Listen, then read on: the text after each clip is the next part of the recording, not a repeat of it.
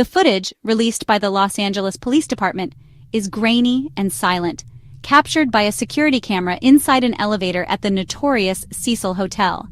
It begins like countless other such recordings, a quiet, unassuming scene. The date stamp in the corner reads January 31st, 2013. A young woman, 21-year-old Canadian student Elisa Lam, dressed in a red hoodie, steps inside. It's a mundane act, one that would soon become the subject of intense global scrutiny.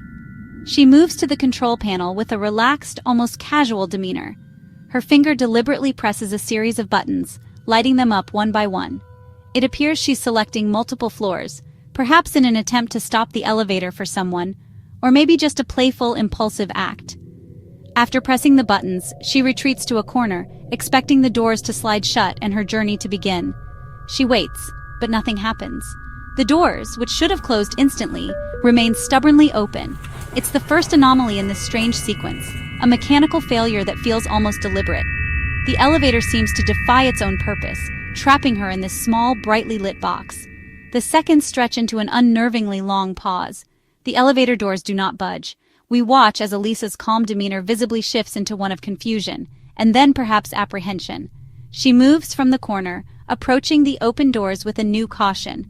She leans forward, craning her neck to peek out into the empty, silent hallway, first to the left, then to the right. Is she looking for someone, or hiding from someone? Her movements become quick and furtive. She darts back inside the elevator, retreating to the corner once more. This time, her posture is different. She presses herself flat against the wall, tucking into the blind spot beside the door. It's the instinctive action of someone trying to become invisible from a perceived threat just out of the camera's view. Then, her behavior becomes even more perplexing. Stepping back into the hallway, she begins to move her hands in an odd, disjointed manner.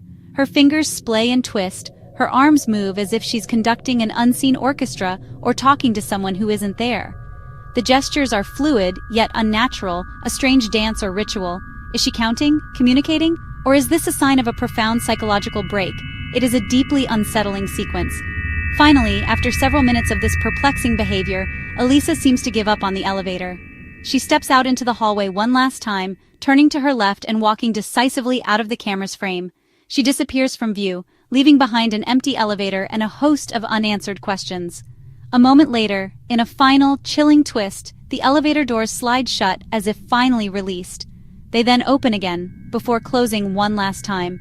This silent, grainy video would become the cornerstone of a mystery, the last haunting image of Elisa Lam before she vanished. To understand what might have happened to Elisa Lam, we must dissect the primary piece of evidence, the now infamous elevator footage. Released by the LAPD in a plea for public assistance, the video quickly went viral. The grainy, time-stamped footage, just under 4 minutes long, is our last confirmed sighting of Elisa. It's a silent, chilling window into her final moments. The video begins with Elisa entering the Cecil Hotel elevator. She leans forward and presses a series of floor buttons, then retreats to wait. But nothing happens. The doors remain wide open. This is the first significant anomaly. Some speculate she accidentally pressed the door hold button, but as the seconds tick by, this simple explanation feels increasingly inadequate. After nearly 30 seconds, Elisa's demeanor shifts. Her patience gives way to what looks like genuine fear. She creeps forward, peering out into the hallway, first left, then right, as if checking for a pursuer. Suddenly, she darts back inside, pressing herself into the corner. It's the instinctive reaction of someone hiding, who believes they are in imminent danger. What happens next is the most bizarre part of the footage. Elisa steps just outside the elevator. Her hands and arms begin to move in a fluid yet unnatural gesticulating manner. She twists her fingers and waves her arms as if having an animated conversation. But there's no one there. Is she communicating with an unseen person? Or is she in the throes of a psychological episode, her gestures a manifestation of an internal struggle? After these gestures, Elisa moves to her left and disappears from view. For a moment, the elevator remains empty and open. Then, in a final, inexplicable act, the doors slide shut, open again, and then close for good. The elevator then appears to ascend.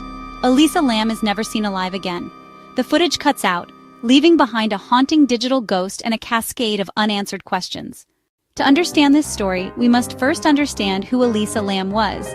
She was a 21-year-old student from Vancouver, British Columbia, studying at the University of British Columbia.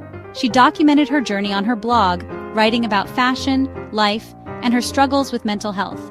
Her posts reveal a thoughtful individual, excited about her travels, but candid about her battles with bipolar disorder. For her stay in LA, she chose the Cecil Hotel, a budget-friendly establishment in Skid Row. The hotel has a dark history, having been the site of numerous suicides, murders, and strange occurrences over the decades. When the LAPD released the elevator video to find leads, they didn't anticipate the massive public reaction. The video spread like wildfire across the internet, posted on news sites, YouTube channels, and online forums. Millions watched it, captivated and horrified. Armchair detectives from around the world began dissecting the footage frame by frame, analyzing her every movement and the elevator's strange behavior. The case became a crowdsourced investigation, but it also led to misinformation, wild speculation, and conspiracy theories. The hotel became infamous worldwide, a destination for morbidly curious tourists. Theories about what happened ranged from logical to paranormal. Some focused on her mental health history. She had bipolar disorder and was on medication. Others suggested she was hiding from an external threat.